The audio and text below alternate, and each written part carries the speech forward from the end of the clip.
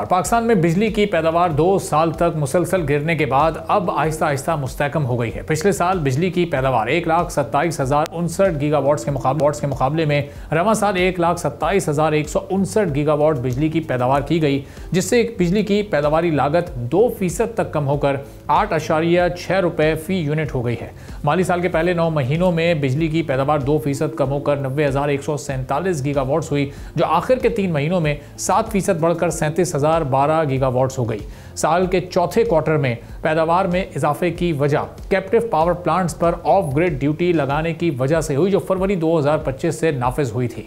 हुकूमत ने अप्रैल-जून क्वार्टर में IPP से मुज़ाकरात और पेट्रोलियम डेवलपमेंट लेवी एडजस्टमेंट के बाद टोटल यूनिट कॉस्ट में कमी का ऐलान किया।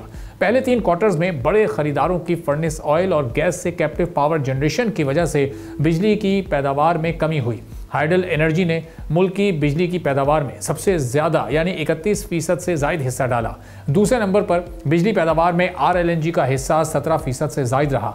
मकामी कोयले से बिजली पैदावार ने सिर्फ 12% शेयर डाला, जबकि इम्पोर्टेड कोयले से बनने वाली बिजली का हिस्सा 7% रहा। न्यूक्लियर पावर प्लांट्स ने बिजली पैदावार में तकरीबन 17%, गैस प्लांट्स ने 8%, विंड प्लांट्स ने 3% हिस्सा शामिल किया।